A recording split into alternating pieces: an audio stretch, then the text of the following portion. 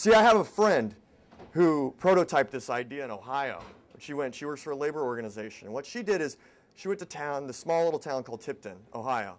And they said, we want you to have a town hall. Normally what you do is you round up all the politicians, they get to talk, everybody sits there and listens, right? She says, well, we're not going to do it that way. We're going to do it whatever way you guys want to. And she asked for 3 women to show up to a local restaurant, and 15 showed up for a planning meeting. That'd be a lot for a meeting, right? And then at the next planning meeting, where they decided what they wanted to do, 30 showed up. 30 people showed up to a meeting about having a meeting. That's how excited and desperate people are right now, just to talk to one another.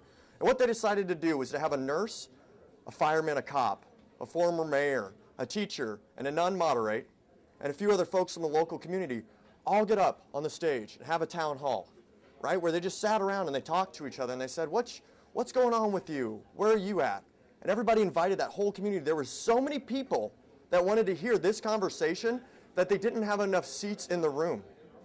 That doesn't happen for political debates. By the way, they invited the politicians, but not to talk, to listen.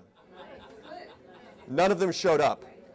And that is the problem, is that they're not listening to us anymore. But that's why we have to get together and talk to each other and listen to each other.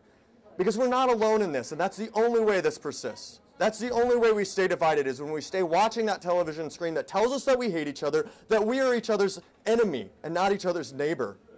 That is the only thing that keeps us divided so they can conquer us. But what we have to realize is that we are each other's neighbor and speak to each other from the heart.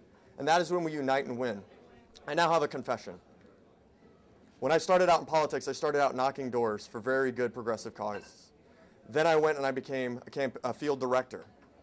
Then I became a finance director and a campaign manager. And then I came to DC and I worked for a PAC. And now I work at a political advertising agency. That's my confession to you. All right? But here's what I also know. I know that system from top to bottom. And there's a solution to our problem tonight. A lot of us have grievances. And like he said, it's about the rule of a small few individuals. As Thomas Jefferson said, it's the same throughout history, whether man shall be ruled by himself or be ruled by a small elite. So what we have is an opportunity to fix that. Because what I know is top to bottom, there's only one reason you need all that money in politics, okay? Why is it? Advertising, right?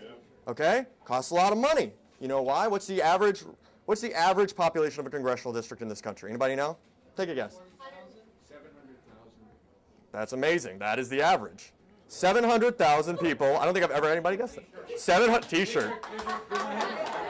700,000 people in the average congressional district, give or take, right? Now to talk to 700,000 people, which is like 350,000 voters, that means you got to get about 175,000 of them to agree with you, right?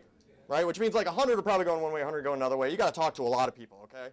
So you got to really talk to about 50,000 people. And what you have to do that is you can't knock on doors like I started out in politics, right? You have to get on the airways. That's why you need $1 million. If you don't have access to $1 million, you're not $1 million. If you don't have access to $1 million, that's why you have access to $1 million. You're not